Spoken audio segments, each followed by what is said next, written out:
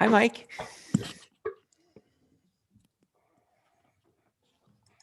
Okay, we are being recorded. Let's see. Full disclosure, Erica is scheduled out this evening and has asked me to preside, so there'll be 6 members of the board here. And let me see if I can, math in public's not my thing. 1, 2, 3, 4, 5. Are we missing somebody? I think we're missing somebody. 1, 2, 3. Not yourself? 4, 5. Okay. I told She you. in? Is she in here? No. There she is. There she is. There she All right. is. Whew. Yeah. It was more than one hand. I was struggling. Okay. And Devlin is here. And I think Maya is going to join later. Do we know if Ilham is, Rose, do we know if she's going to join us? Okay. Well, we hope she does. We value our student reps big time. It's good to have you here on board, Devlin. Mike, are you ready? Ready to go. Thanks, Martin. Okay, we're rocking and rolling. At 5:46 p.m., we will call this work session into order. Thank you, everybody. Let's see. First up is Adam Stewart and Matt with this Community Bond Oversight Committee report. Good evening, school board. Yes, we have Matt Buckingham here with us this evening, the chairman of our Citizen Bond Oversight Committee. We also have, I think Maureen Barnhart is one of our committee members who's also in the audience this evening. And we're happy to be here tonight for, I think this is our 4th pre-summer construction presentation to the board. So we're happy to be here tonight to talk about all of the great work that we've done and the great work that we're going to be doing here in the upcoming summer. So I'm going to share my screen. While I do that, Matt, did you want to say anything?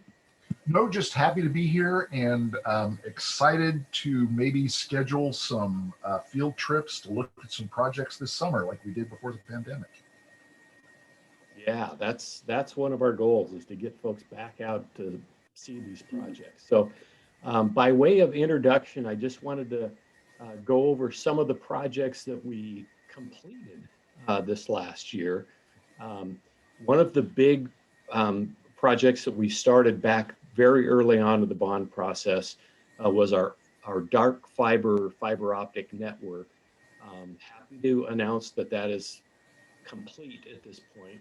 We will be bringing on Quality Ridge and the new elementary school in South Hillsboro once those are complete, but all of our other buildings in the district are now on our new fiber optic network.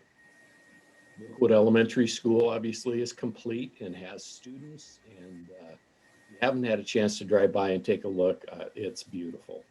And we're going to have another one just like it coming up this summer out at Quality Ridge.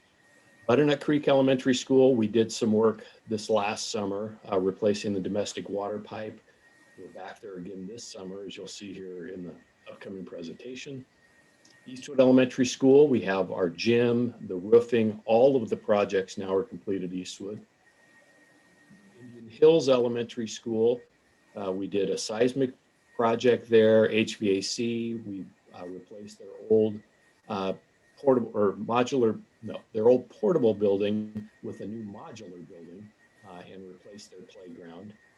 Winter Bridge, we did seismic work, HVAC, replaced their old portable building with a new modular building, expanded their parent bus drop-off.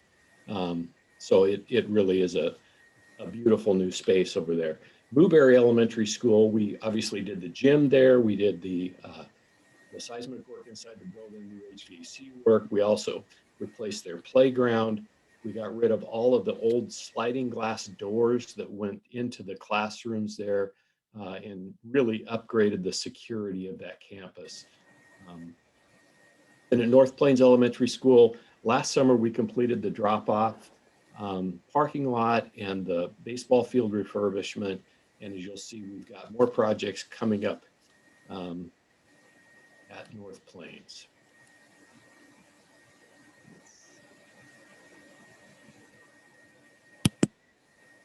Okay. Oh, we got more that we did last summer. Brown Middle School, we finished all of the work there.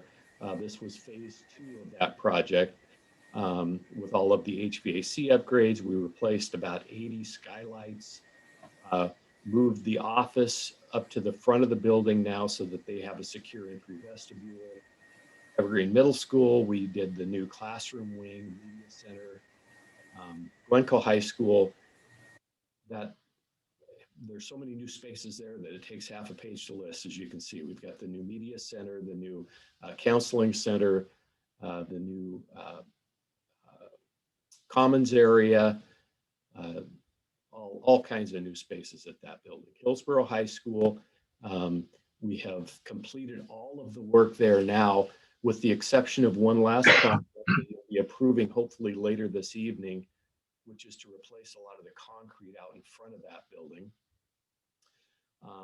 The Transportation and Support Services building is now complete and in operation. And then we had several roofing projects. So it's been a busy 2020, and it's going to be an equally busy 2021. Our kind of flagship project this year is the new Quality Ridge Elementary School. This new school will be complete at the end of July, and we'll have staff starting to move in there in August. The synthetic turf field is complete. We're in the process of putting up all the exterior siding, masonry. We have all of the interior of the building sheetrock now. The floors are buffed. It's looking like a school, and we're really excited for it. We're also doing 3 new gyms that will be opening up here this summer. Jackson Elementary School is getting the new gymnasium, and as you can see there, that gym's coming right along. We actually are a little bit challenged at Jackson right now. We're waiting on the roof and the insulated panels that go on the exterior of that building. We have learned that we are these insulated panels that we are waiting to install are delayed coming out of Texas because the epoxy that they need to put the metal to the insulated panels is they're backed up. So we're actually a little bit behind at this project. We may not be ready for the first day of school at Jackson Elementary School. It may be the middle of September or so before we're complete there, but it's no fault of our contractor. We're just having these supply chain issues right at the moment, just at this one building. We did complete the seismic and the HVAC upgrades on the interior of the building, and then we will be doing the new entry vestibule there this summer as well. W.L. Henry, the last bit of the work that we have to do there, there it is, okay. The gymnasium is done. It's ready for students. They're back. They're actually in the building now. We did some work on the covered play structure there. We had some of the posts that were, you can see at the bottom right of that picture, that needed to be replaced. This summer, we'll be doing the entry vestibule, adding the air conditioning to the cafeteria and the library, and then we're done at W.L. Henry. And if you click on the link there that Jane has supplied, you can get a tour of all the work that's happened there at W.L. Henry. Lad Acres Elementary, another one of our new gymnasium projects. That project is well underway, and as you can see, we've got a floor in that building, and it will be ready for students come September. We're also doing significant seismic and HVAC work in that building. We actually had a chance to get started in there before students came back into the building, which was a godsend because there's a lot of work happening in that building. And it was going to be a real challenge to get it all done over the summer break. So the fact that we were able to get in there a little early and get started has really helped us maintain the schedule there so that we know we're going to be ready for students when they come back. In addition to the things that are listed there, we're also replacing their playground. Oh, it is on there.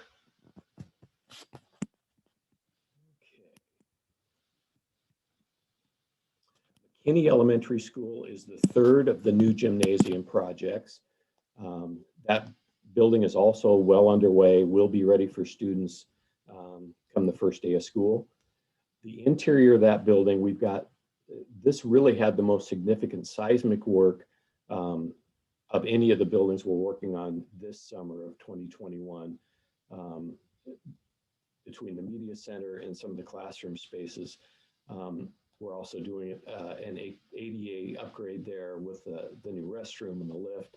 All of that work will be done. We're also remodeling the media center space there. So it's really going to be a brand new campus when we're all done, and that will all be complete prior to kids coming back in September.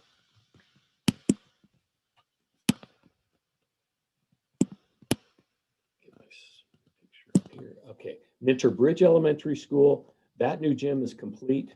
We have students coming back into the building now. We also will be doing the secure entry vestibule and some remaining playground improvements at Minter Bridge, and then we'll be done at that building.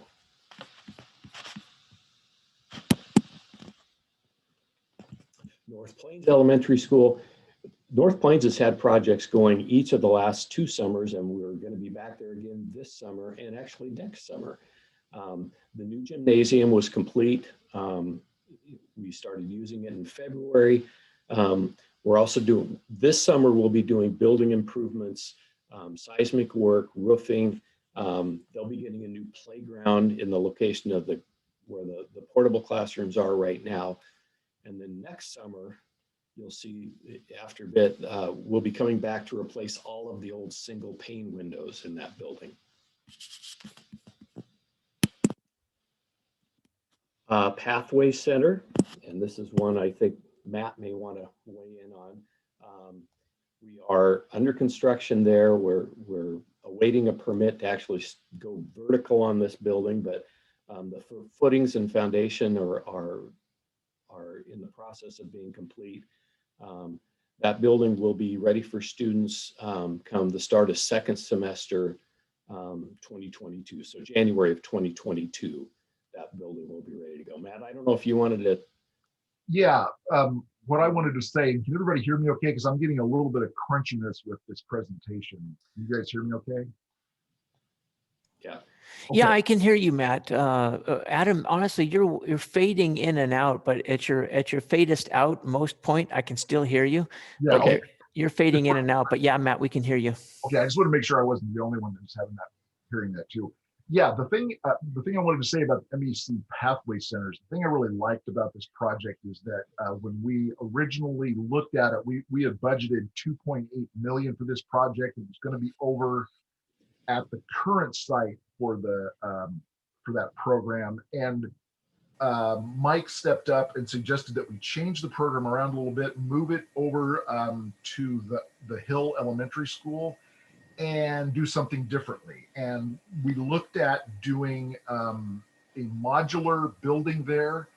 The cost estimates for that came out at 3.7 million, which was, almost $1 million more than what we had budgeted. But we learned that by doing stick construction, we could bring the cost back down to 2.7 million. So we're going to be under budget, and we're going to save about $1 million of what it would have cost us to do modular construction there. And the building will be better. It'll be more custom. And I'm really excited about this program because this is how we are going to reach the kids that sometimes fall through the cracks. That last few percent that for whatever reason don't graduate. And this is going to be our chance to catch them. And so I'm really excited about this program. I think it's going to be great. Thank you, Matt. Okay, other summer of 2021 projects, and this one is near and dear, I know, to Martin's heart, the Butternut Creek Elementary School project. We'll be doing seismic upgrades in that building. We'll be doing some pretty significant ADA upgrades. They're getting an elevator. We're also doing, we're replacing their old modular building or portable building with a new modular building in a new location, which will allow us to bring in a separate bus entrance on the back side of that campus. The secure entry vestibule work will happen this summer. So another one of those campuses that's really going to be transformed, I think, when we're all done there. ES 29, that's our elementary school in the South Hillsboro development. Phase 1 will begin July 1, where they'll start moving dirt. We got a bunch of dirt to take off of that site. So we're excited to get started at ES 29. Excuse me. Farmington View Elementary School, again, a lot of seismic work. It's one of our older buildings, roofing work, HVAC upgrades, ADA improvements so that we can have ADA access to the cafeteria at that building. We're replacing all of the single pane windows at that site, and we're also improving the parent bus drop-off. Groner Elementary School, again, significant, another one of our older buildings, significant seismic work, roofing work, ADA upgrades. Are actually getting an elevator and a lift. We're replacing all the domestic water pipes in that building. So again, another building that's going to be much safer for our students and just function much better. Indian Hills Elementary School, we're back there again this summer to do the county required street improvements. This is the last little bit that we have to do at that site. Minter Bridge Elementary School, we have a little bit of work to do on the canopy roofs at that site, then we're all done there. Similar small roofing project at Tobias this summer, along with their entry vestibule. And then we have the ethos replacement. That's the siding replacement at Century High School. And then Peter Bosco, we're doing a lot of seismic work, roofing upgrades, giving them an ADA restroom. And we'll also be placing the portables that are currently at North Plains Elementary School at this site at Peter Bosco. So lots of work. I think we have a total of 33 projects happening this summer. And as Matt mentioned, one of our goals for this summer is to go back to doing some site visits where we'll take a bus around and tour different sites.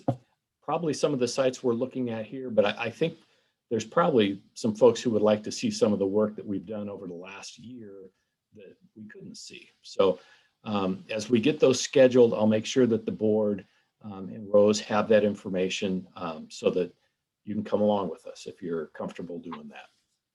A couple of other things I wanted to point out. I did not send out the financials that usually accompany this presentation, and that was an oversight on my part. I will be sending that information to Rose on Friday with a board update, and we'll get it up on the website at that same time. Also, and I think Matt was going to mention this, but by the end of this summer, we will have almost all of the projects, school-based projects, complete. We'll be coming back to 3 schools next summer, North Plains, Groner, and West Union, to replace the last of the single pane windows in the district. We have a parent bus drop-off project at Tobias, and then we have some support building projects. We've got the transportation center in Hare Field. But for the most part, we'll be done with all of the seismic work, all of the technology work, all of the HVAC work that we had planned to do at all of our buildings. So we're really excited with what we've been able to accomplish so far, and we think by the end of this summer we'll really be able to say that we've almost met everything we promised to do, and we'll be back in the summer of 2022 to finish that up. Mark? Adam, before we turn it over I'm sorry. to Matt, we've got a hand up from Mark. Go ahead, Mark. Mark? Hey, Adam, thanks for being here and presenting. And you mentioned the financials. I think Reedville is probably our oldest building, and we had quite a few. So I don't think Groner or Farmington View are as old, but they're pretty old. And we had a lot of surprises when we opened up walls at Reedville. So budgetarily, how are we doing? And are we prepared for the surprises we might find at Farmington View and at Groner? Yes, we are. And I mentioned that we had an opportunity to get into the Lad Acres before kids came back this spring. We also had an opportunity at both Farmington View and Groner to get in and do some, they call it destructive inspections, basically. Yeah, we were able to tear into some walls to see what was behind those walls.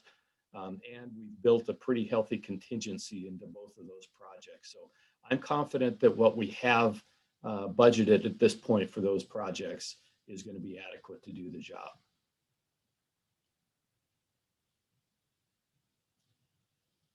And the only thing I wanted to add is that we are going to have all of the seismic work done this summer. I'm really relieved by that. That was one concern I had.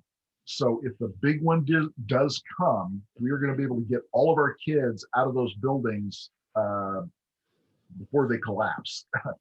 We're going to be able to get kids safely out of the buildings, and those gyms are going to be rated for immediate occupancy, which means we can use those gyms for shelters for the community if need be.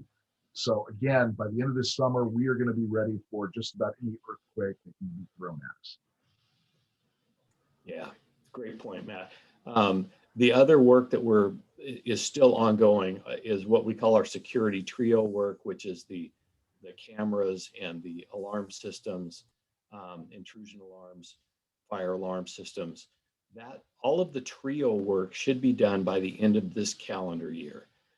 We still have work to do on security vestibules that will run through next summer. So not all of our buildings will have the secure entry vestibules until the end of 2022, but we're in the process. We have all of those designed at this point.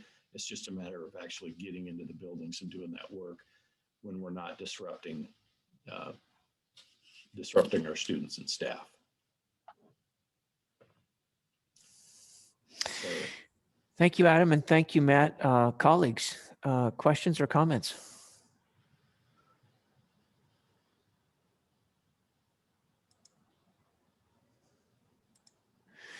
Well, I'll just add a couple. Adam, your leadership is spectacular, and shout out really to everybody.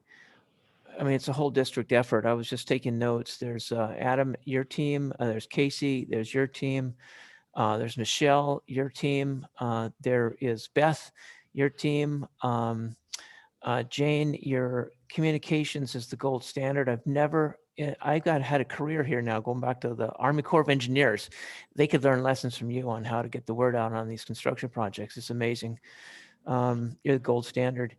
And really the entire team, as we look at, staffing up, there's HR comes in right behind Adam and staffs up these buildings, which is its own version of a capital project viewed through that lens.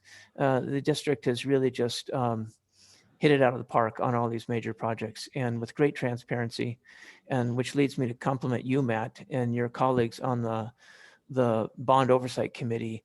That's the secret sauce for the district, really, this transparency, this integrity, this visibility. We're doing exactly what we promised the voters when we undertook this bond, very thoughtfully and intentionally several years back. And it just builds confidence throughout the community that when they give us this kind of money, $408 million, we're going to spend every penny appropriately and check off all the boxes that we committed to the community. And that's on you, Matt, and your team there for ensuring that we're doing everything we said we would. Lisa, your hand is up.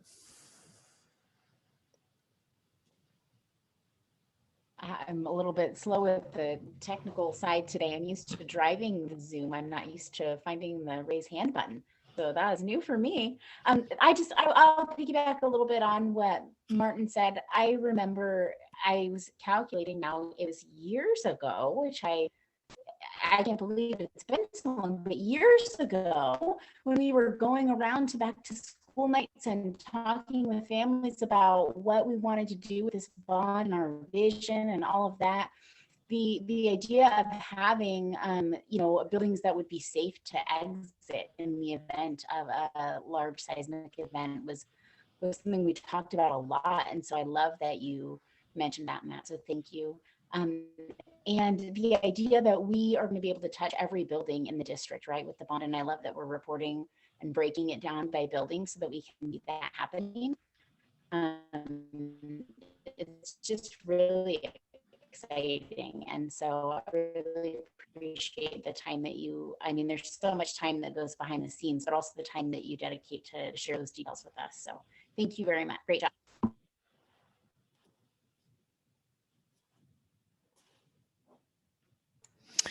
Thank you, Lisa. And again, thank you, Adam, and thank you, Matt.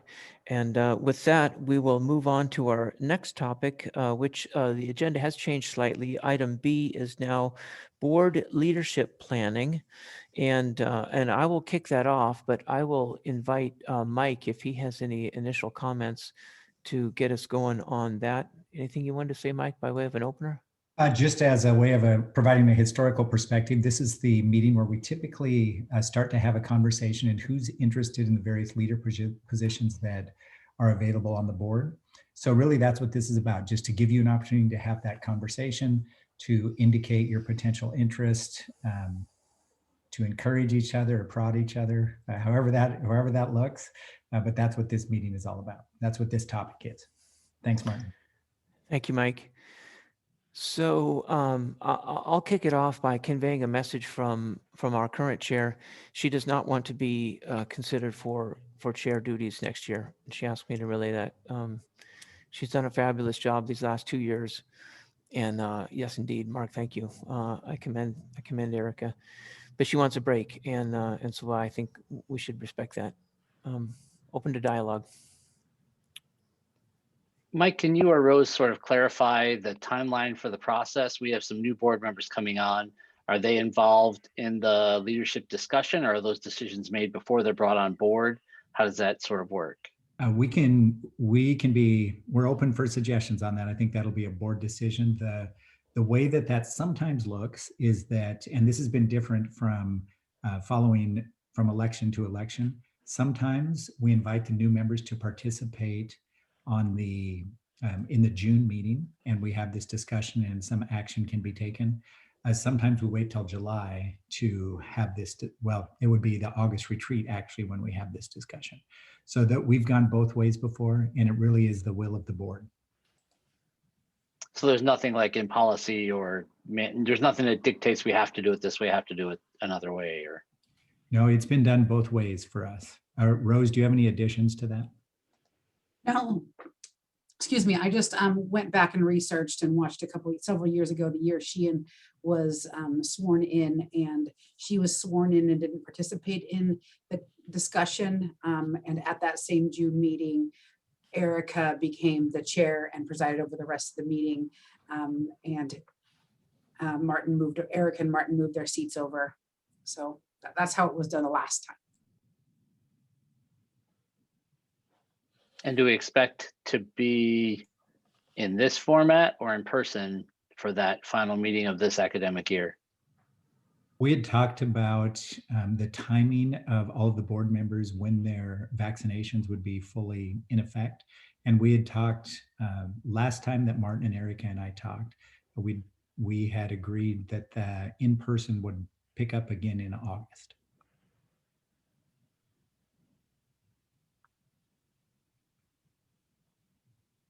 I've talked a lot. I'll be quiet for a little bit. Well, Lisa and then Jackie. Wonderful. I think I'm kind of like laggy, so I won't speak too much, but I just say that I really appreciate Erica for stepping up and being such a an amazing leader for us this last however long 2 years that it has been that she's been our chair. I really appreciate that very much. I know how much work that takes. And then I also want to say, you know, historically we've tried to kind of shift that responsibility around a little bit. So without naming names, it would be lovely, I think, if a board member who hasn't served as chair or vice chair was interested in volunteering, or if you want to be voluntold, then we can do that too. But it'd be a nice experience. I think it's important, and it's nice to kind of shift that weight around a little bit, and it's a lot of fun too. Jackie, thank you, Lisa.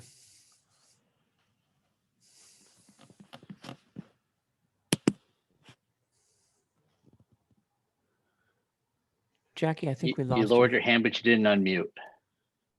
Well, there we are. Now, can you hear me? Yes, I can hear you. Sorry. I know that this won't affect me, but I think it is very important when we're looking at leadership roles and how those roles transition from vice chair to chair or vice versa, that we make sure that we are looking to the future to see who's up for election, who's not up for election, and who I can't imagine jumping into the chair position without having been vice chair first. I know you guys are great and everybody is really supportive, and it will be fine. That was just a thought I had, was to keep in mind who's up for election when and at what stage of their board service are they. Yeah, I agree that Eric has been phenomenal. Lisa's phenomenal before her. Martin, you've been amazing. So Thank you, Jackie. I'm about to start crying, so I better stop talking. I think we're talking about Yadira and Sheehan and Mark. If any of the three of you are interested in serving in leadership, you can or don't have to specify which spot. You're most welcome to indicate to your colleagues. And I don't want to put anybody in the spot either. Lisa, do you want another turn at this? I mean, if somebody felt more comfortable, I would try my best to be like their vice chair, like Kim did for me. But I really think that you all can handle it, and I don't think that you need that. So I'd prefer if we didn't have to go that path. You guys can do it. Okay, I and know it. I would concur. I think there's a lot of wisdom in what Jackie's saying, but I think for everybody on this call, they've been in the chair long enough. They know the drill. It is a little intimidating to sit in this seat and kind of broker the meeting, but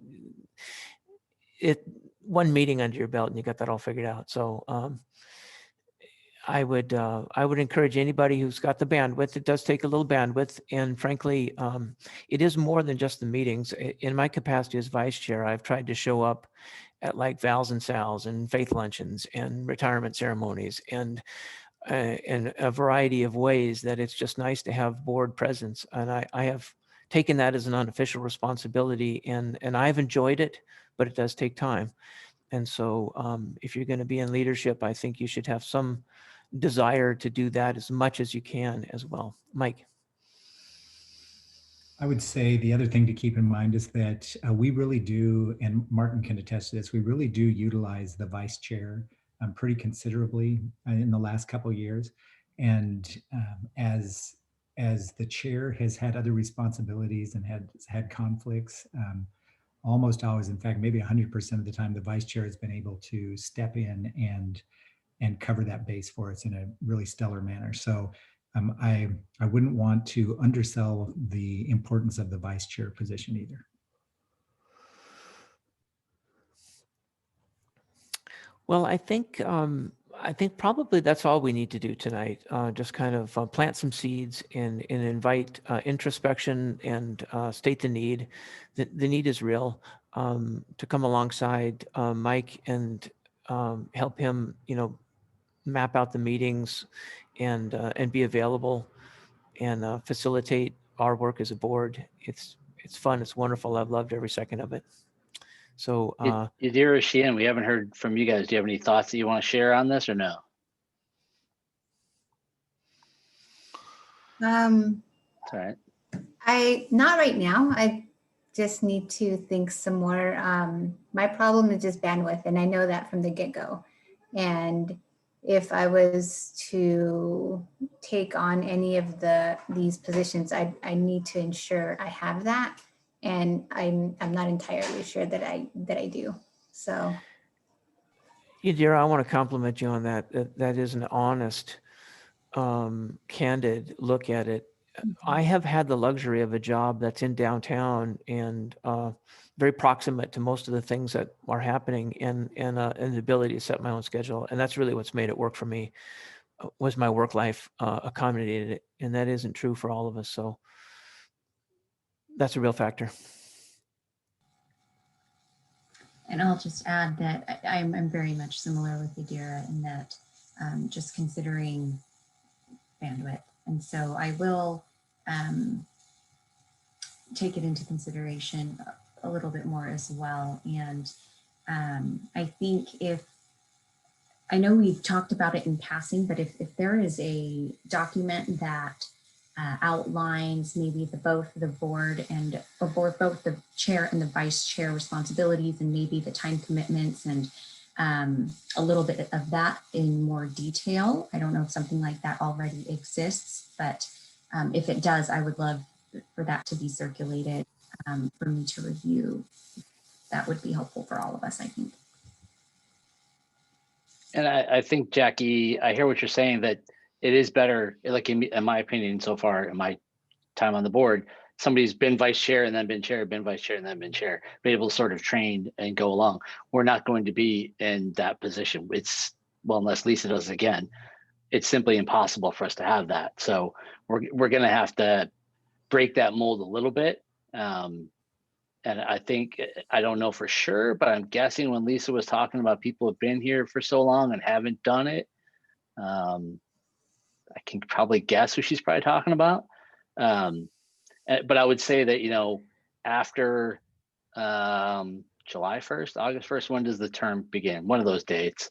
Well, August 1st for sure. I would be the only, what's that? It actually takes effect July 1st. July 1st, right? Okay, so I'm reluctant to have a brand new person in that role. It's a leadership position. The board's choosing their own leadership, and it's difficult to establish that leadership before you've done any of the work. But I also would be somewhat reluctant to stand in someone's way. So if there's somebody who wants to do the job that's already here, great. If not, I would consider putting my name forward, maybe just to keep the chair warm for a year and get whomever would like to be the chair or vice chair, put them in the vice chair role, and then work towards being ready for them to take over. So just that's something I've thought about a little bit as we've looked at the composition of the board going forward. Well, thank you, Mark. Appreciate you saying that. Mike, your hand is still up. Is it anything for you? My apologies. I'll put it down now. Oh, no worries. No worries, Mike. Okay, wonderful discussion. I think we got the breadcrumb there that we needed from Mark, and the good, honest discussion. I think all voices were heard. I appreciate that big time. We're going to move on to item C, non-union employee salary discussion with Kana and Michelle. Thanks, Martin. Good evening, everyone. Glad to have you here and happy to share about this situation page on our non-union employees and an update on salary adjustments. And one of the things that we have been reflecting on is creating that future stability for leadership and highly specialized staff in the district. And as it was mentioned last time during the board meeting, the value of a stable and consistent leadership and highly specialized staff is important as a value in our work as a district. And so I appreciate those comments that were shared, because it really aligns with what we're thinking in terms of making Hillsboro School District a competitive workplace for our staff. And so some of the things that we have been reflecting on is just the replacement costs that come around when you're looking at recruitment and retention, and when you're having to focus in on those things, that the loss of opportunity and momentum to effectively make a positive change when you have constant turnover of staff. And so creating a stable leadership and hiring highly specialized staff that are consistently in their positions with a competitive salary is really an important thing that we have been looking at. And also thinking about that depth of knowledge that is acquired exponentially over time when the district has opportunities to provide professional development that directly impacts the stability and consistency of staff in the work that they do to serve our students and our schools.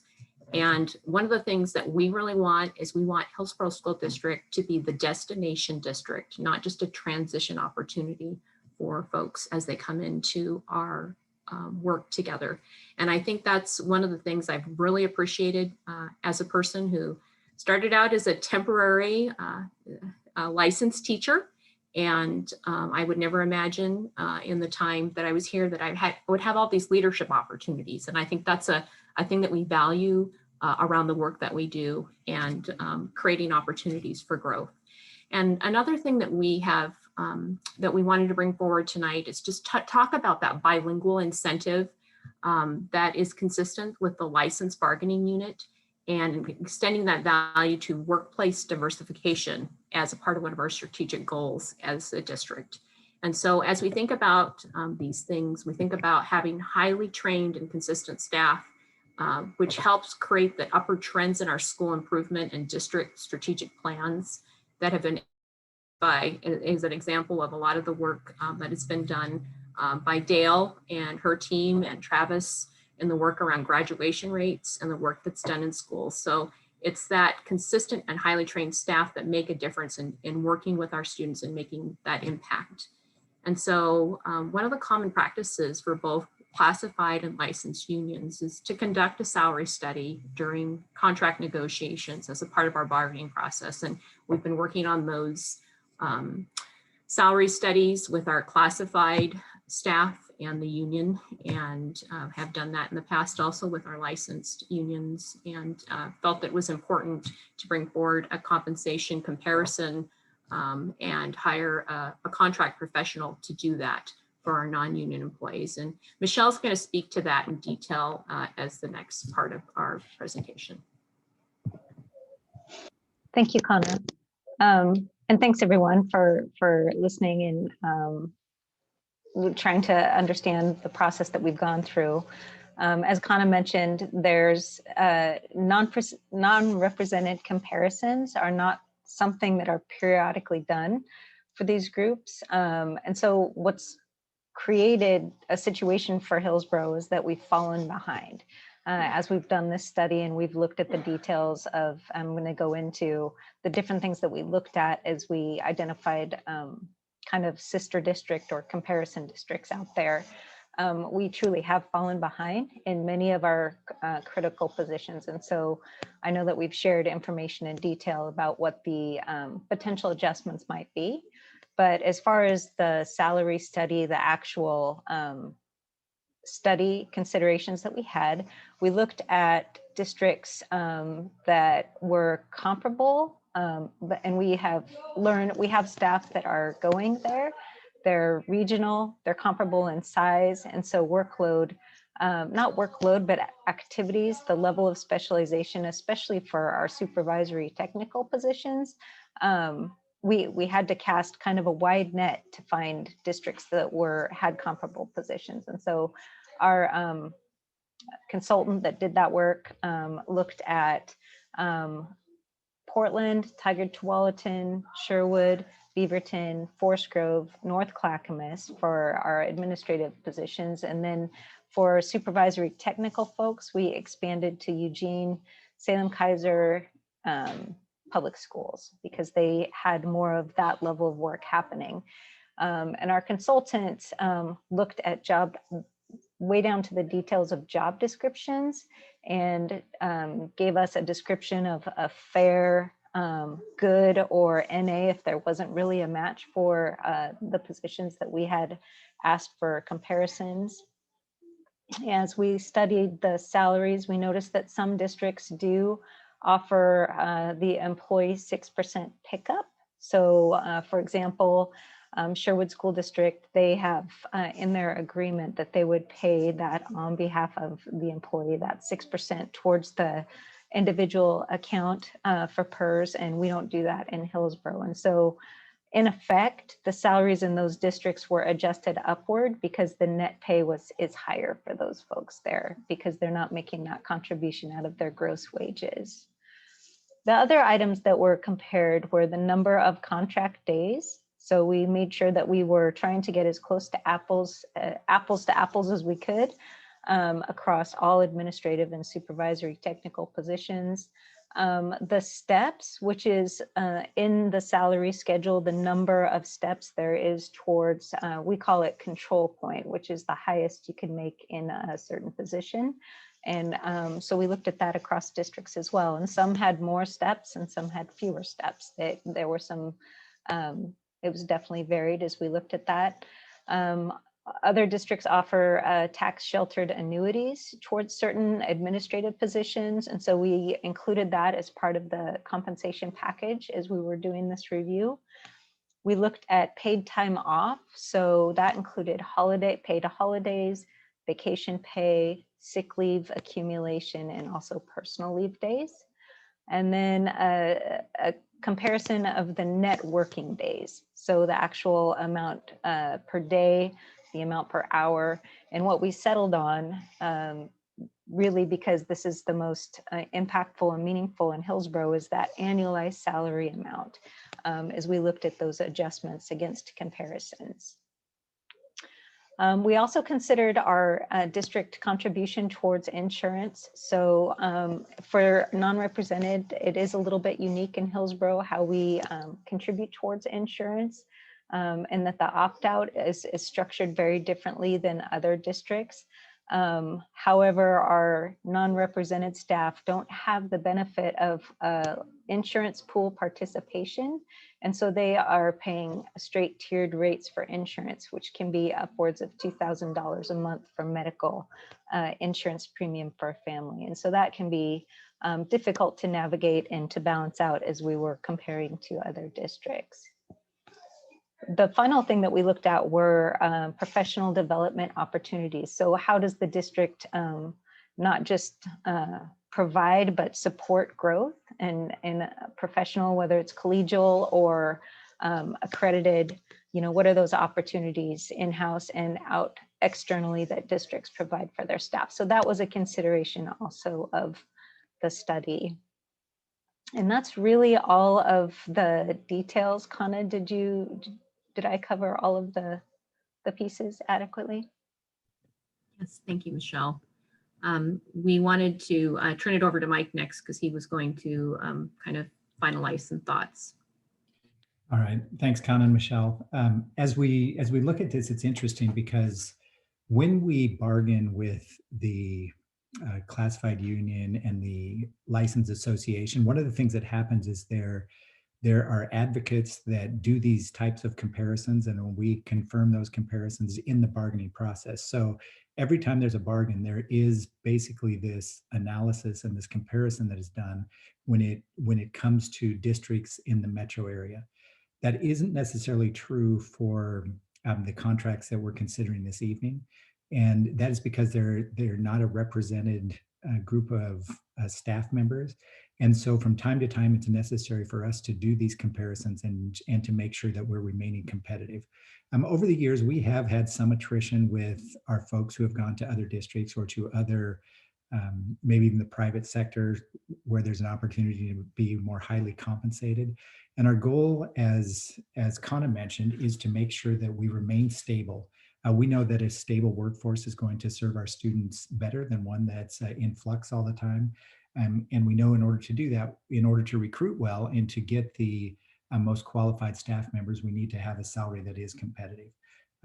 The other thing that we value here is just the institutional knowledge of our staff members. So I think that all of that is to say, I believe it's been 6 years since we've had any type of salary adjustments for these positions.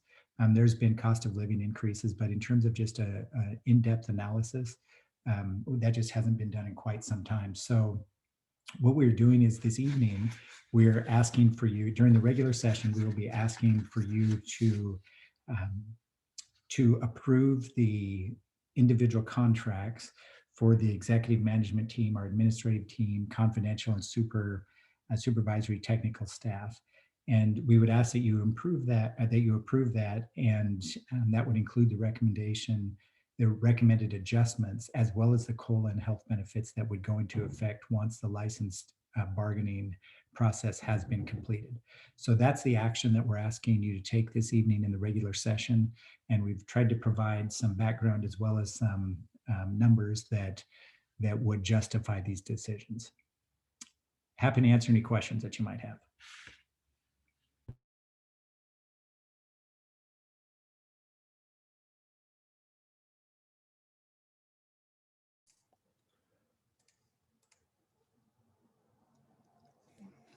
I don't see any hands. Am I missing any? I don't see any questions. Michelle and Kana and Mike, I think it's been a thorough discussion. I think we know the issue before us. One last call for any questions or comments from board colleagues. Okay, I don't see any. So I think we'll be prepared. Just a note, this is under item G, action item number 4 on our regular agenda is when this will come back up. So there will be a motion at that time. And having said that, I'll move us on to our next work session agenda, which is an in-person learning update. It's item D from Travis and Dale and Beth.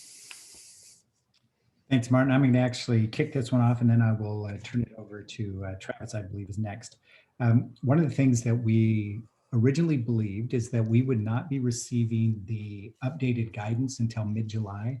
We have encouraged ODE and the governor's office to get that guidance out as soon as possible so that we can start doing the necessary planning around whatever that guidance holds as we prepare for fall 2021.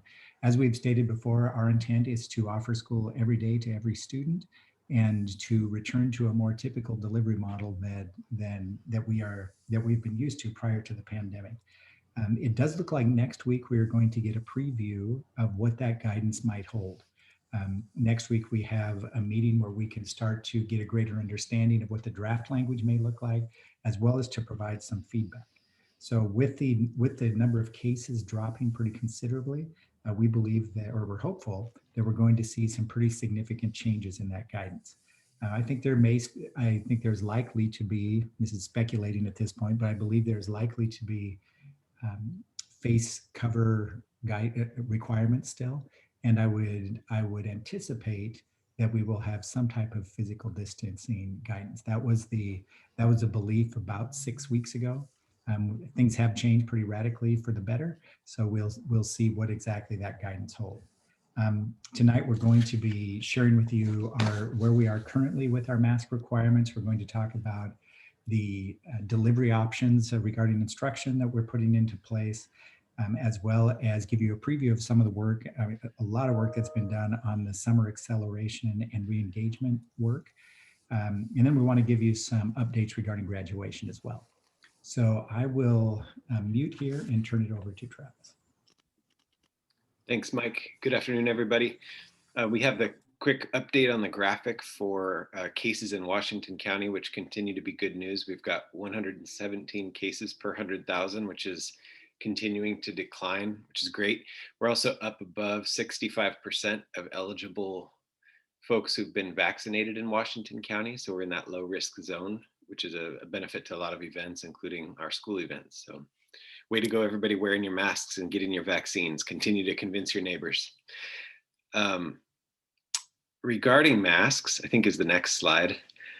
We are aware of the guidance from the CDC. We are aware of the guidance that's out there regarding masks outdoors and indoors, and we are choosing until June 17th to continue to ask students and staff to wear masks in our school communities. So we have been hearing from some community members that they would like to not wear a mask, but you know, the one difficulty of being a public entity is the obligation to keep people safe, and we don't feel like we have the capacity to card check people for vaccine cards at the door. I was sharing a meeting today that at the Hops game, you can show your vaccine card and get a wristband that shows that you're vaccinated. And we just don't need to be in the business of doing that in our schools. And we also know that our students who are younger than 12 have not had the opportunity to be vaccinated. So until June 17th, we plan to keep masks as part of our mitigation plan for COVID-19. And we do, as Mike alluded to, expect new guidance to come out next week. So we can always make changes to that, but that's the way we're keeping ourselves and our students safe in the district. Happy to answer any questions about that. But with that, I'll pass to Beth. Instructional Options. Thank you, Travis. So on Thursday of this week, we will be communicating out to all families in the Hillsboro School District in written form and also with an accompanying video that describes students' instructional options for next school year. The default option for all students will be that they return to either their neighborhood school or the school to which they have an approved transfer for full-time in-person instruction. And that's for every student except those who are already fully enrolled at Hillsboro Online Academy. Students who transferred to Hillsboro Online Academy this year because they weren't interested in participating in hybrid or CDL were asked to reapply for that if that was an option that they wanted for next year. So they've already been given those instructions, but this will really be kind of that official call for anyone in grades K through 8 who might be interested in a CDL option continuing through next year for them to indicate that preference. And we are only planning to offer that for grades K through 8 at the high school level because of the differentiation of coursework and all of the various electives. Having a true CDL model is just really problematic at that level. So we are asking anyone in the high school grades that would have preferred a CDL model to enroll at Hillsboro Online Academy and to get familiar with all of the great things that they do offer that really do kind of closely approximate some of those supports that have been available in CDL.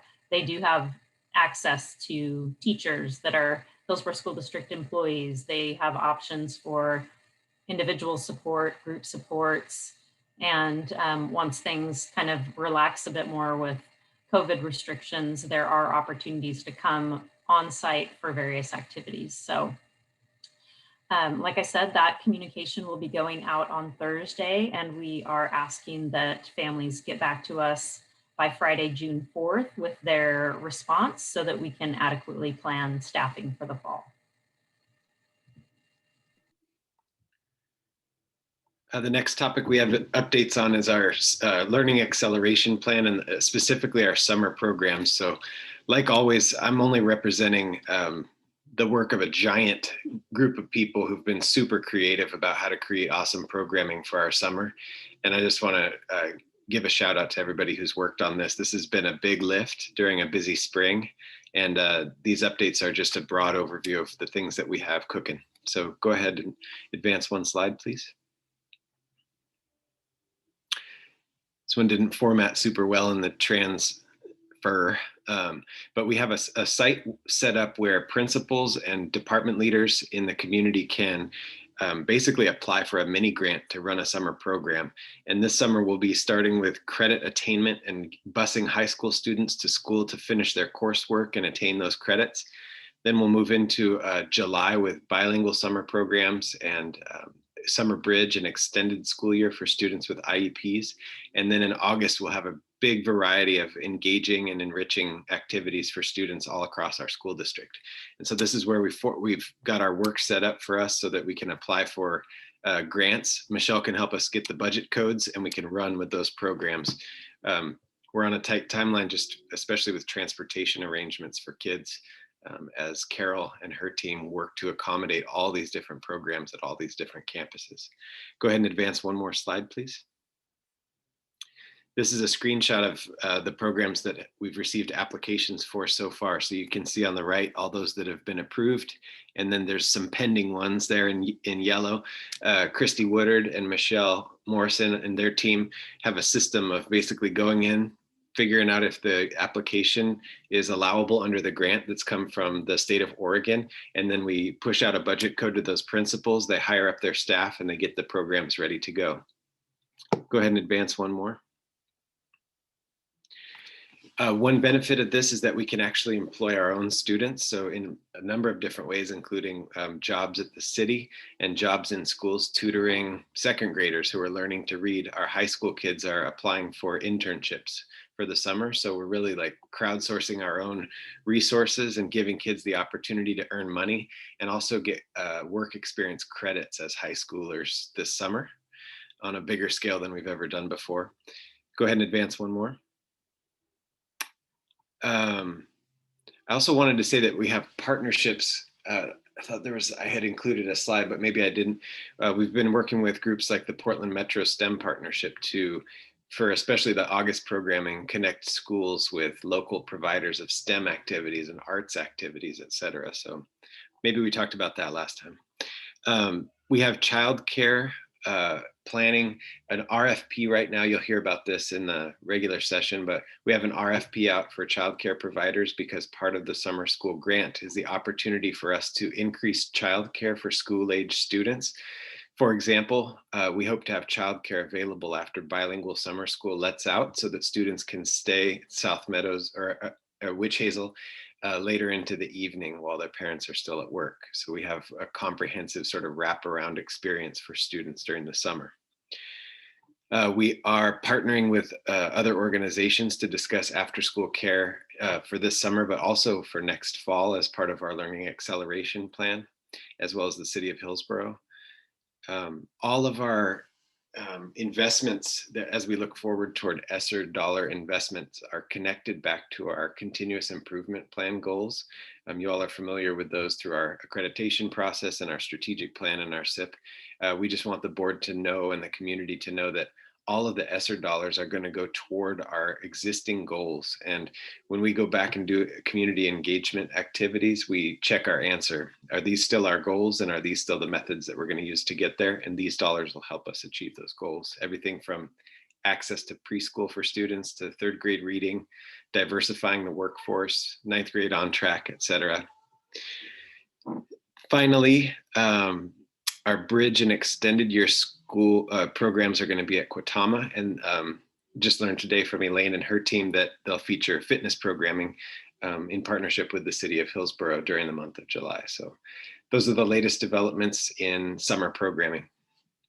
I'll pass it back to Beth. Thank you, Travis. So graduation updates. As you know, our county moved to the lower risk echelon on Friday, which was great news for us. And that was in large part due to that vaccination rate that Travis mentioned in an earlier slide. That combined with the declining number of cases in the county are definitely boding well for us when it comes to our graduation planning.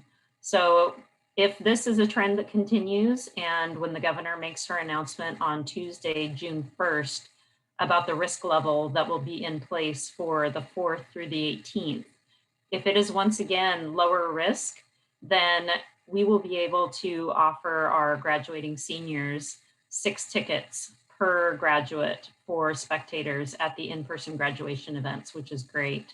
That represents a 50% capacity at the stadium, or about 2,000 people watching that event. So our high schools feel great about that.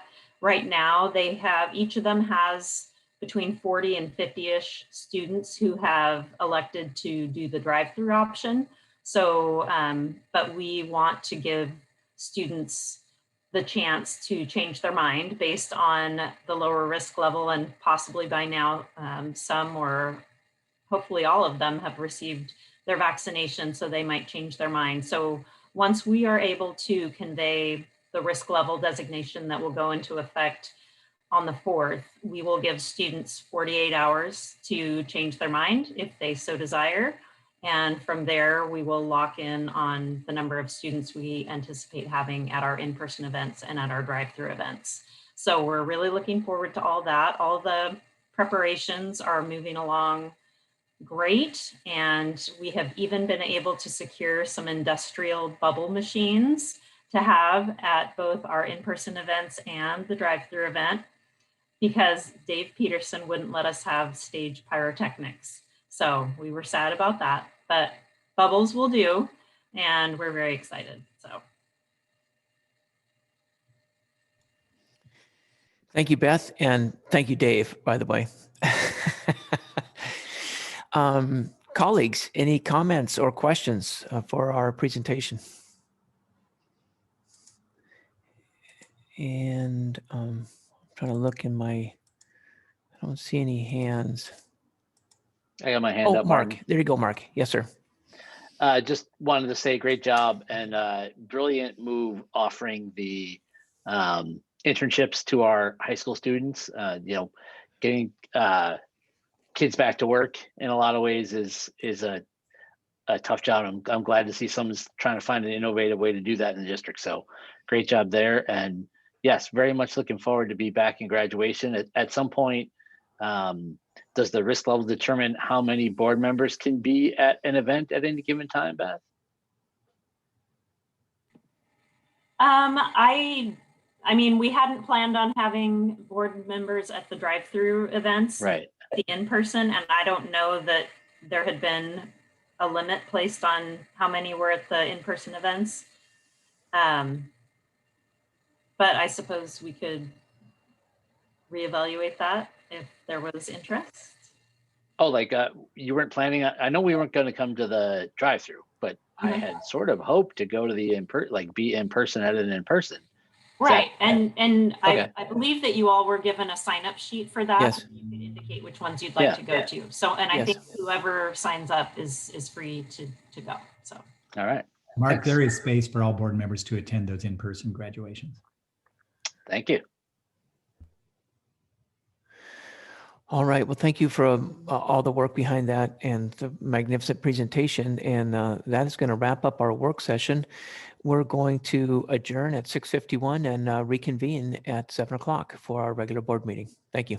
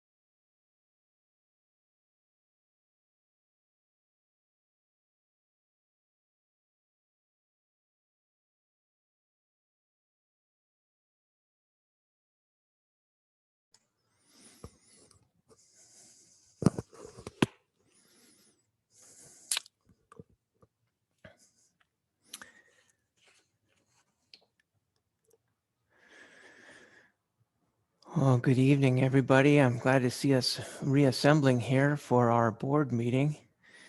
I'm going to wait till we get to 6.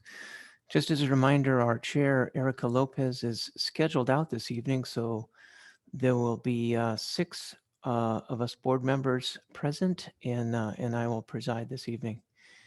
And let's see, I see Devlin, and I think Maya was going to try to join us. Let's see, I don't see Maya or Ilham. 1, 2, 3, 4, 5, 6. Okay, all of us board members are here. I see Devlin. Rose, are you ready to go?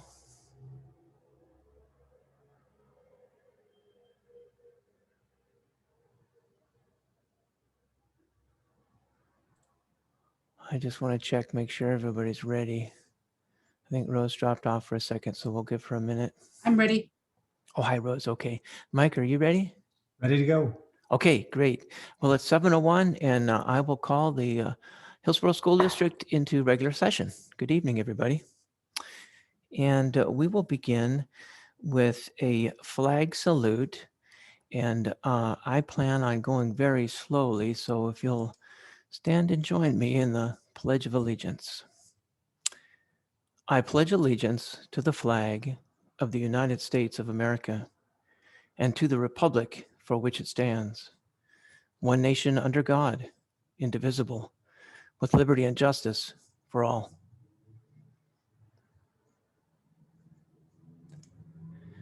Thank you. Now, as is this board's custom, we're going to move item B, a land acknowledgement, and I will read that as well. As we gather here today, even in this virtual setting, we would like to take a moment to acknowledge that our district service area is on the occupied traditional homeland of the Atfaladi Indigenous people, lands we now call Washington County and the state of Oregon. We thank them and their ancestors for being the original stewards of this land. We take this opportunity to offer gratitude for the opportunity to learn, work, and be a community on this land.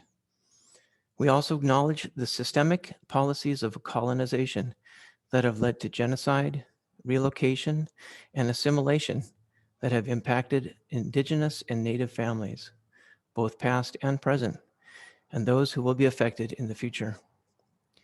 According to Kalapuri tradition, people have lived here since time immemorial. Indigenous people still live here today, having persevered through US-sponsored war, displacement, genocide, and oppression. We honor the Indigenous people whose traditional and ancestral homelands we stand on, the Tuwalat and Kalapuya, Kathlamet, Clackamas, Tumwater, Molalla, bands of the Chinook, and many other Indigenous nations of the Columbia River. We believe it is important to acknowledge the ancestors of this place and to recognize that we are here because of the sacrifices forced upon them. In remembering these communities, we honor their legacy, their lives, and their ancestors. We also recognize the urban Indigenous, Native, and First Peoples community living in the metro area, which includes over 400 tribal nations. Thank you. Next up is item C, recognitions and proclamations. And this month, we are recognizing Pride Month, and I'm going to pass it to Director Lisa Allen. Thanks, Martin. Get it pulled up. All right. Our proclamation this month says, the Hillsboro School District celebrates the first presidential proclamation recognizing the Transgender Day of Visibility issued by President Joe Biden in March of 2021. The Hillsboro School District recognizes that the struggle for dignity and equality for lesbian, gay, bisexual, transgender, and questioning LGBTQ people is reflected in the tireless dedication of advocates and allies who strive to forge a more inclusive society. The Hillsboro School District understands that LGBTQ individuals, including those who live in our local communities, face discrimination simply for being who they are and for who they love, and there remains much work to do to extend the promise of our country to every person. The Hillsboro School District commemorates the landmark Supreme Court decision of 2015, guaranteeing marriage equality in all 50 states as a historic victory for LGBTQ Americans, and continues to affirm our belief that we are all freer when we are treated as equals. The Hillsboro School District celebrates that the month of June is nationally recognized as a time to celebrate contributions of the LGBTQ community to our society and collective history. The Board of Education of the Hillsboro School District do hereby proclaim the month of June 2021 to be LGBTQ Pride Month. We urge all community members to join us in recognizing the many contributions and achievements of the LGBTQ community to the development and prosperity of our society.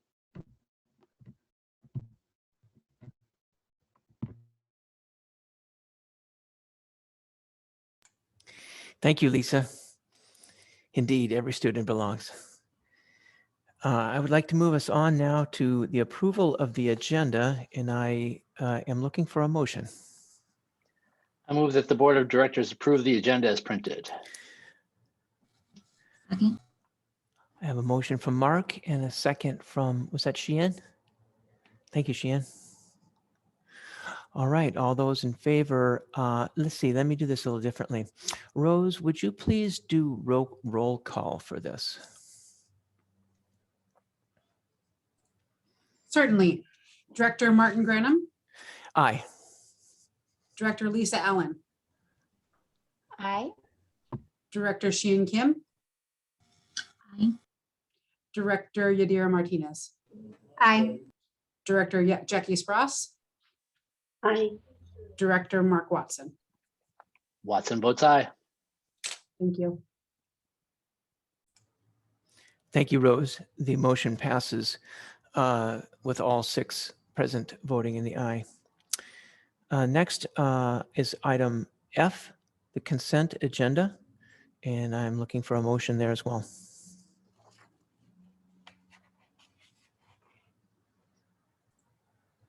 Martin, would you remind them about audience time, please?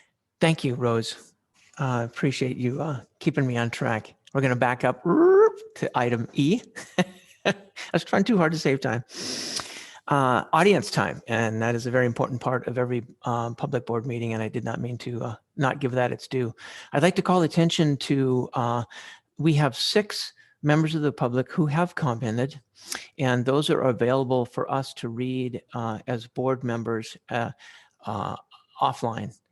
None of the 6 have indicated that they want theirs read in session, and so we are going to forego that, and I commend those public comments for our reading outside this work session.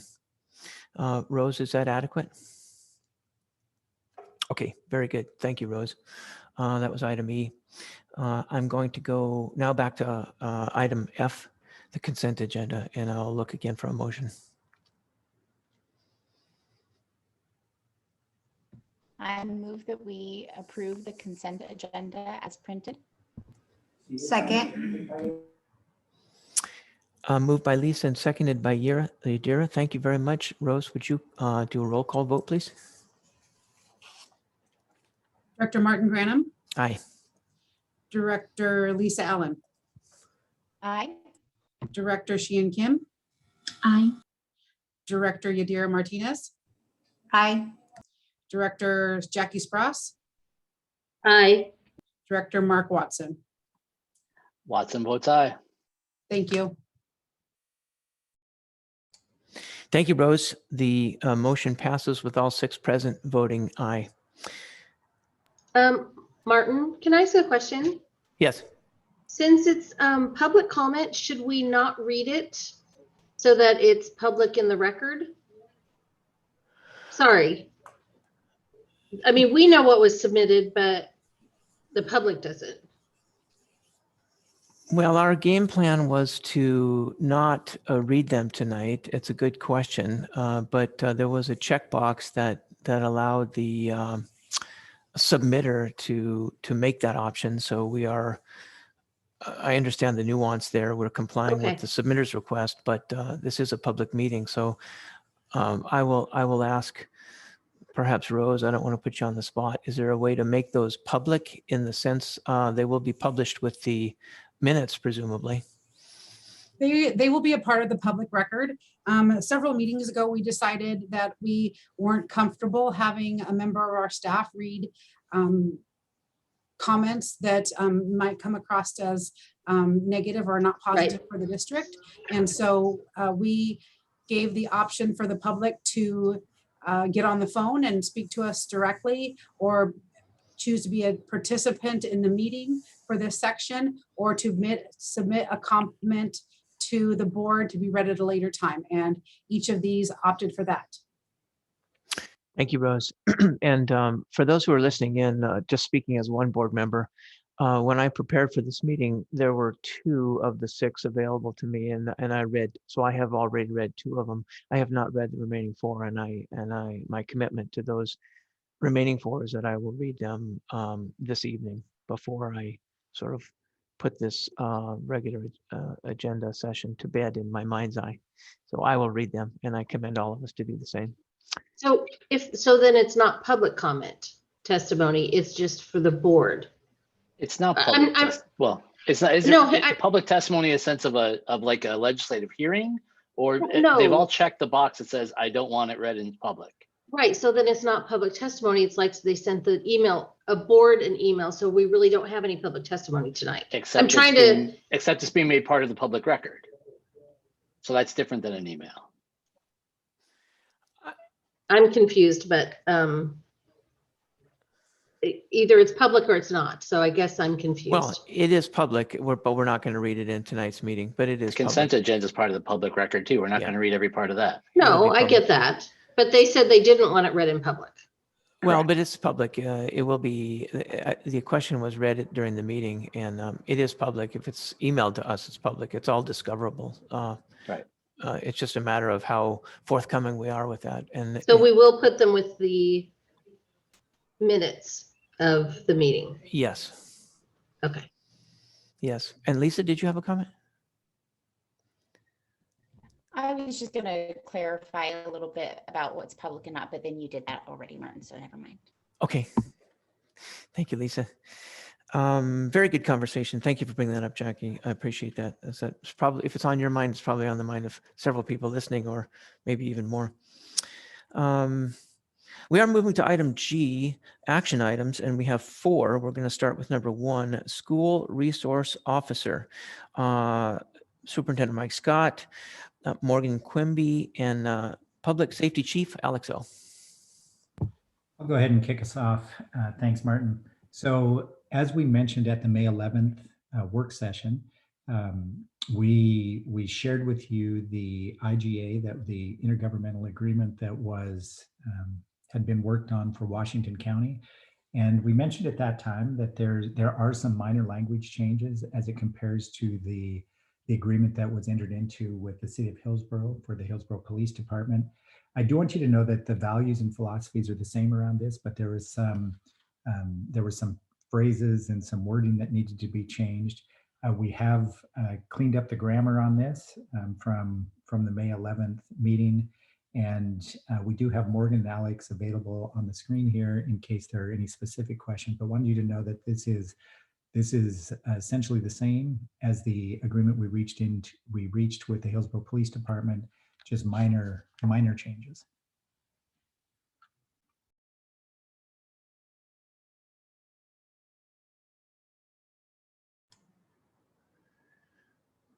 Thank you, Mike. Morgan or Public Safety Chief O, any commentary from you?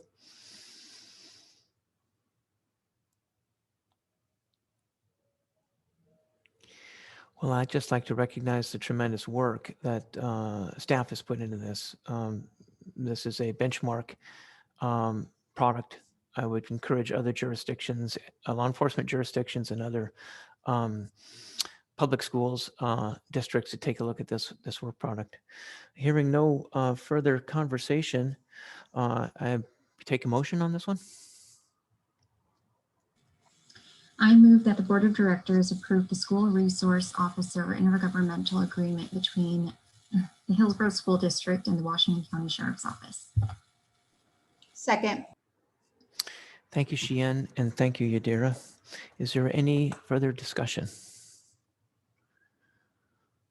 Hearing none. Rose, would you call roll call? Director Martin Granum, Aye. Director Lisa Allen, Allen votes aye. Director Sheehan Kim, Aye. Director Yadira Martinez, Aye. Director Jackie Spross, Aye. Director Mark Watson. Watson votes aye. Thank you, Rose. All six present vote aye. Motion passes. Action item 2, award contract for Hillsboro High School concrete placement. Presenter Adam Stewart. Hello. This is, as I mentioned earlier in my presentation, this is the last little bit of work we have at Hillsboro High School. It is to replace the concrete in front of the main office and the gymnasium.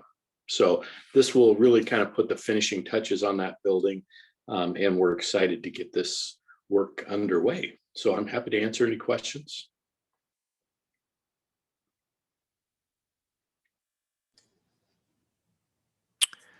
For those just joining us, it's worth noting that Adam and Jane just gave us a fantastic, and Matt, our Bond Oversight Committee, gave us a presentation on this in work session. So that's why we're relatively quiet at this point. Hearing no discussion at this point, I'll take a motion.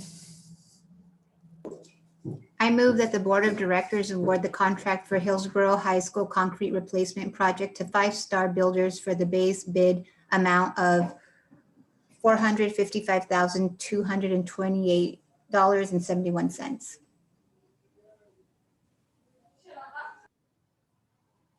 Second. Thank you, Yadira, and thank you, Lisa. Rose, would you call? Oh, I'm sorry. Is there any further discussion? I would just like to say that it's great to see 5 Star Builders back and continuing to work with the district. We're keeping them busy this summer. And I'll say, Adam, I'm going to bring my bag of marbles and play marbles on this perfectly flat concrete here. Nice. All right. Rose, would you call roll call, please? Director Martin Granum, Aye. Director Lisa Allen, Yes. Director Sheehan Kim, Aye. Director Yadira Martinez, Aye. Director Jackie Spross, Aye. Director Mark Watson. Watson votes aye. Thank you, Rose. All 6 present vote aye. The motion passes. Moving on to number 3, authorization of summer childcare request for proposal and advance award. Presenter Michelle Morrison. Thank you, Martin. As you guys heard in the return to school update during the work session, the state of Oregon has given some significant grant awards for districts who are preparing programming to engage kids over the summer. One of the 3 awards is targeting wraparound childcare services for students entering grades kindergarten through 5th. And due to the timeline of the grant award and the amount of the award, we anticipate that we would be giving one or more partner in the community $150,000 or more, even if we distributed the work evenly. So because of that, that triggered our RFP process, request for proposals. And so it's already started, and we anticipate having received proposals by June 1st and hope to get those intents to award issued by June 8th. And so this situation page is asking for 2 things. One, to recognize the RFP process, and then approve us to go ahead and enter into agreements with vendors as they have been through the proposal review and scoring, and so that they can get staffed up to provide some services to our students. Thank you, Michelle. Any questions for Michelle? I hear Yadira. Did you have a question? No, this is Okay. great. Okay. Mark. We don't do a lot of RFP discussion at the board level. So just curious, in general, we don't begin the RFP if we have to approve this as a motion. So it seems unusual that the RFP process has already begun, and then we get asked to approve an RFP process. Am I wrong that that's unusual? I think it's our intent to pull you into the loop and get the approval, the grant application window, and then need to engage our partners and have them prepare for services was very tight. And we didn't feel that this qualified as an emergency per se, but the timeline was very aggressive in order for us to get those services in place. So I think this is our effort to make sure that you guys are informed that the request is out in the community for services, and we'll be reporting back to you the results and of course our intent to awards as they filter through the screening and validation process for us. So it's a little bit unusual. Okay. The order of events it is, and that's why it's kind of a twofold motion. Okay, I just want to make sure that that part's on the record, because I don't want us to be starting to set precedent of doing things out of order. I understand the tight timeline, I understand, but I don't want anyone in the public or any potential vendors or contractors thinking that, well, hey, they've done it once before, but so, all right, thanks for the clarification. Thanks for the question, Mark. Be entertaining a motion. I move that the Board of Directors authorize the summer child care request for proposals and advance award of services contracts to organizations qualified through the request for proposal process. Second. Oh, got it. Thank you, Yadira, and thank you, Jackie. Rose, would you, further discussion? Well, I will add in my thoughts. I appreciate you bringing this to the board, Michelle. There's wisdom in Mark's comments, but I think if there's any doubt, just bring it up to the board level and have us weigh in, and then we're all set free. So I appreciate your diligence in the purchasing and procurement role that you play. Rose, would you call a roll, please? Director Martin Granum, Aye. Director Lisa Allen, Aye. Director Sheehan Kim, Aye. Director Yadira Martinez, Aye. Director Jackie Spross, Aye. Director Mark Watson. Watson votes aye. Thank you, Rose. All 6 directors present vote aye. The motion passes. Next up is item H, reports and discussion. First up is Michelle with the financial report.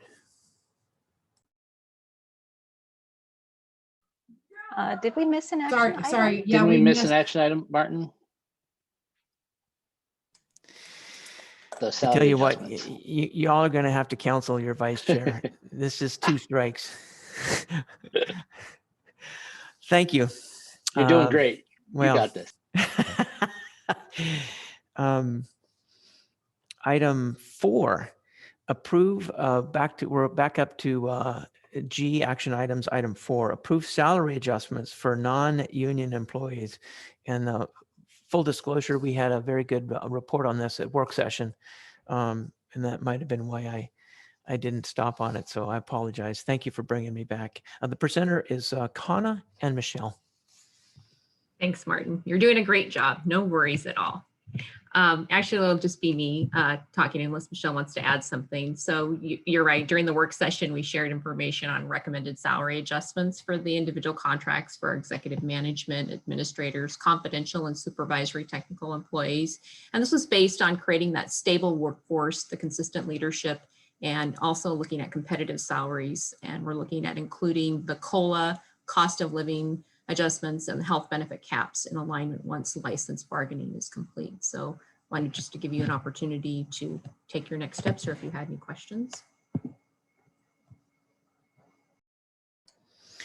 Colleagues, any further discussion or dialogue with Connor, Michelle, or T? I hear Mark's hand up. Go for it, Mark. Just one quick note, thank you very much for all the, it sounds like from the work session that quite a bit of work was gone into this with the research in other districts and whatnot.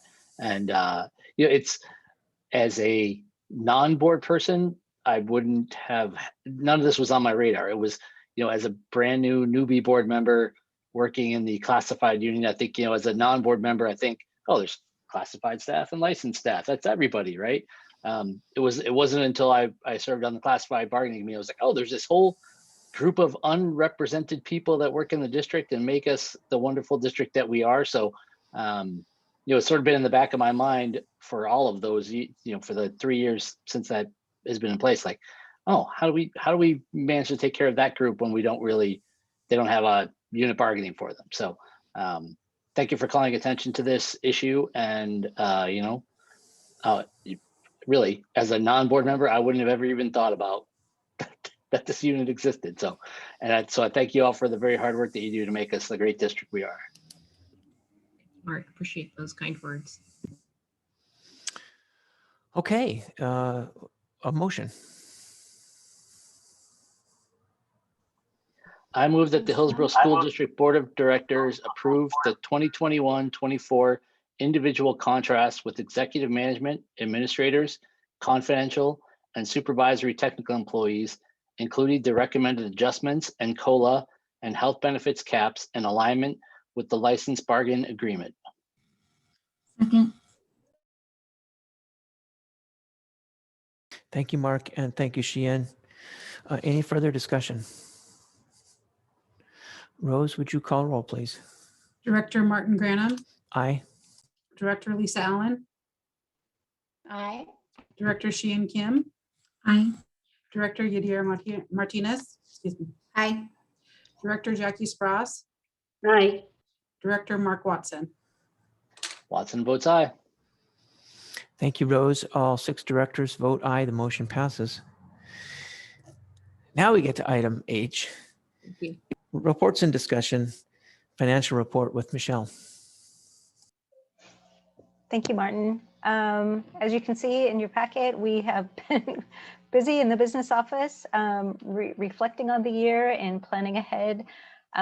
Special thanks to the Office of School Performance, Travis Ryman, and his leadership to rally our troops throughout the district to prepare summer programming in the middle of wrapping up this school year and thinking ahead towards the fall. It's just been amazing to watch our folks work together under his leadership. So it's very exciting to support this and be one of the districts in Oregon that's not leaving opportunity for students on the table at the state level. So great work there.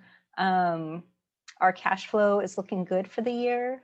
We've been targeting a balanced budget, given all of the activities that we've been with the ebb and flow of comprehensive distance learning. And I'm just happy to answer any questions you might have about the report.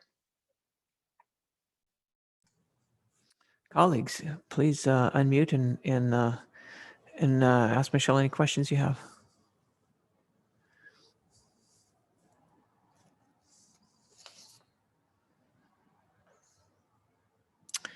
Okay, well, I think I speak on behalf of all of us, Michelle, with the gratitude for the diligence and excellence you bring to the business side of the district.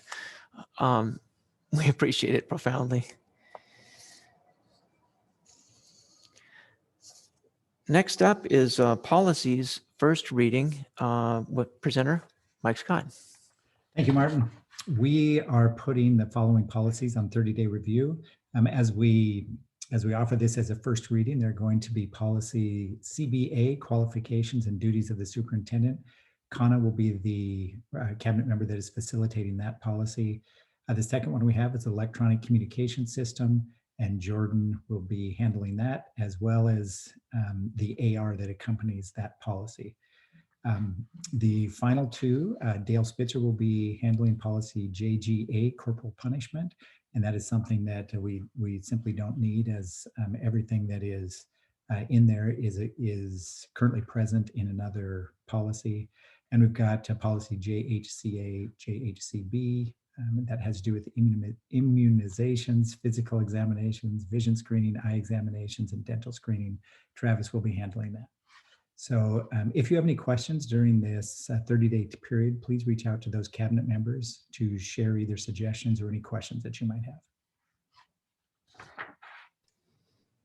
Thank you, Mike.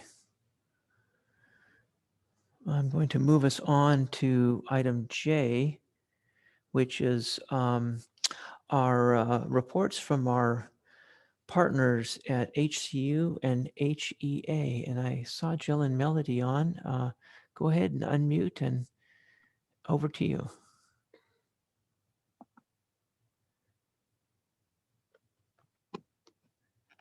Hi, Melody. Hi. Give me a second. I gotta get my report back up. Okay. So I'm ready to go. So Adam, I just want to say it was great to see all the pictures and the updates of the schools from the school bond. Thank you for that. It was really nice to see all of that. We are excited to continue negotiating a new contract, a new collective bargaining agreement. We've been able to reach a tentative agreement on 2 of the articles. Article 5, which is an employee rights and responsibilities, and Article 7, which is job descriptions. We have an exceptional team and we look forward to continuing the work with the district. This has been a challenging year with lots of twists and turns along the way, but with that said, we are really excited and hopeful for a full return in the fall. We do understand that some classified staff have some concerns over returning to the school in the fall, and because of this, we are calling to return to the table and have conversations with HR to come to an agreement on the working conditions to return to school in the fall for the classified staff. And I know we've talked about this before, however, we continue to have a sub shortage in our district. Not sure what we can do to overcome this. We continue to have school district employees out every day without sub coverage to some degree. This can mean that a class goes without support from an SCA when a classified staff does not have the sub coverage, and that a custodian has to work a double shift, or a kitchen will be down a staff member, all because of the lack of coverage from the subs. We are still in great need for additional subs all the way around for classified staff. And finally, I would like to extend my thanks and appreciation to all of the classified staff that have continued to show up to work this year. It has not been an easy year. Things have changed quickly and we have been required to pivot very quickly. And to those that have not been able to work in the schools or building environment, we look forward to having you back in our buildings in the fall. And thank you for your time. It was a short report tonight. Thank you, Melody. Good evening, Jill.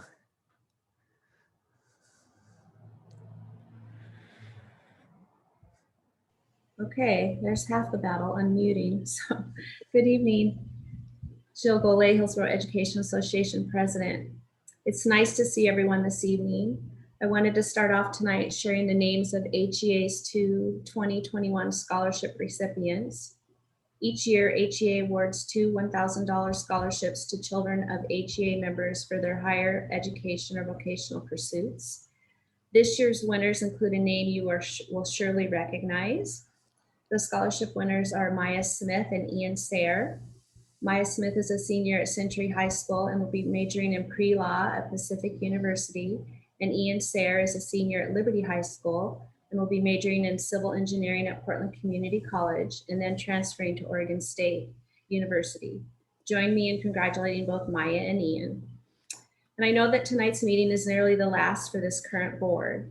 And as the HEA president representing the member body, I wanted to take a moment to thank all of the current board members. We want you to know that it has been a privilege to work with you over the past 2 years. We want to thank the student board members, Maya, Devlin, and Ian, for lifting up and moving forward the voice of their peers. Thank you for your leadership and the countless hours that you have volunteered on these Tuesdays. And for Martin and Jackie, thank you for your countless hours of service, for your advocacy for all, and for always being accessible, for listening and asking questions. We also thank you for embracing the best practice of gathering information from all stakeholders and especially for recognizing that the HSD educators are the Hillsboro Education Association. And while we are looking towards the future and the opportunity to continue to work together, you, Jackie, and Martin both will be dearly missed. It has been a privilege.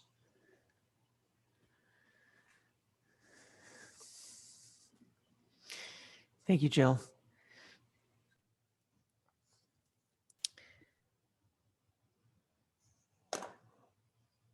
And now brings us to discussion time. And I'm going to invite our student reps to begin. Devlin? Thank you, Martin. I don't really have anything that I don't really have anything to add right now that I feel would be of any value. All I would really like to say is just thank you to everyone whose hard work goes into all of these meetings, all the people on tech support, all the people writing all the reports, all the people, that are presenters. I just really want to say thank you for all of your hard work. Otherwise, I'd like to yield the rest of my time to somebody else who has something else that they want to say. Thank you, Devlin. I don't see Ilham or Mia. If you're here, can you unmute and join us? Okay, thank you, Rose. Superintendent Mike Scott. All right, thank you, Martin. Just a couple things this evening. First of all, we typically recognize our outgoing board members in June, and at that time, the election results will be verified. So while it may seem funny that we're not congratulating the new board members, we do really typically wait until those are verified, and we will do that at the June meeting. So we will save that until that time. Wanted to just bring your attention, we do have a Career and College Pathways event tomorrow that we get to celebrate a lot of the work that's been done in that vein. We also have the opportunity to invite some of our business partners and our community members in to share their insights and to help form those pathways. So looking forward to that tomorrow. Also looking forward to this guidance coming out next week. We have been anxiously awaiting that. We really are looking forward to the opportunity to put an instructional program together that allows our students to be in person every day. We will continue to provide communication around that. It feels like the communication department is putting out something each week that has a lot of density and a lot of information there. We'll continue to do that as we move forward. We do have the valedictorian and salutatorian event tomorrow. This is one of those opportunities where we get to celebrate those folks. So we look forward to having that time together with those students. And finally, I think I speak for everybody when I just mention how excited we are about graduation, having the opportunity to see our students in person and to celebrate their perseverance. We're really looking forward to that. So I'm looking forward to seeing you all tomorrow if you're headed to either of those two events, and then graduation here in the next couple of weeks. Thank you. Thank you, Mike.